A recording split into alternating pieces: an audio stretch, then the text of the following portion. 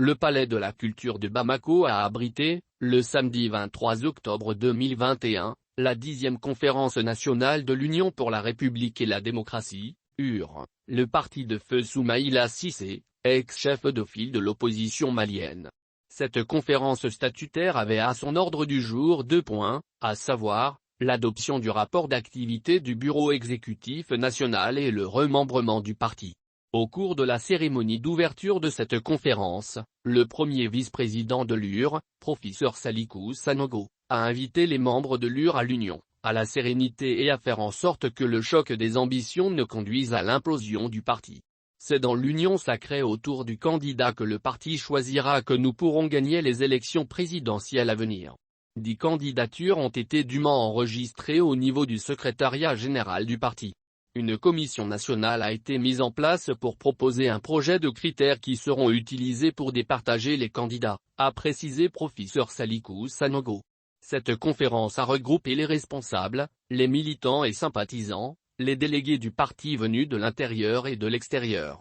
Après l'exécution de l'hymne du parti et l'hommage rendu au défunt président de l'UR, Soumaïla Cissé, le premier vice-président de l'UR, professeur Salikou Sanogo, a fait savoir que cette conférence statutaire a, à son ordre du jour, 2 points, à savoir l'adoption du rapport d'activité du bureau exécutif national et le remembrement du parti, suite aux engagements souscrits à l'occasion des adhésions intervenues dans le parti.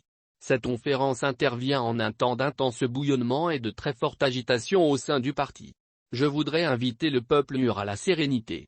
Pour la mémoire de Soumaïla Cissé, par respect pour l'immense travail abattu par les militants et les sympathisants du parti depuis sa création en 2003, nous avons le devoir de maintenir debout ce parti qui incarne tant l'espoir d'un lendemain meilleur pour le peuple malien. Nous devons prendre garde que le choc des ambitions ne conduise à l'implosion de notre mythique parti. Car, c'est dans l'union sacrée autour du candidat que le parti choisira que nous pourrons gagner les élections présidentielles à venir. Sans oublier qu'une telle quête exige que l'on puisse mobiliser largement au-delà du parti, a-t-il dit. Avant de signaler qu'il est à équidistance de tous les militants du parti. Selon lui, le primaire n'existe pas dans les textes de l'UR. Je voudrais informer la conférence nationale que 10 candidatures ont été dûment enregistrées au niveau du secrétariat général du parti. Une commission nationale a été mise en place pour proposer un projet de critères qui seront utilisés pour départager les candidats. Il importe de préciser que les critères élaborés par la commission seront soumis à l'approbation du BAN avant d'être utilisés pour analyser les dossiers de candidature, a souligné professeur Salikou Sanogo. Pour lui, l'UR est une grande famille au sein de laquelle il ne saurait y avoir de nouveaux ou d'anciens militants. Dès l'adhésion, on y a automatiquement les mêmes droits que les devanciers. Et c'est donc à l'unisson que nous volerons vers de nouvelles victoires dont la plus emblématique est celle de l'élection présidentielle à venir.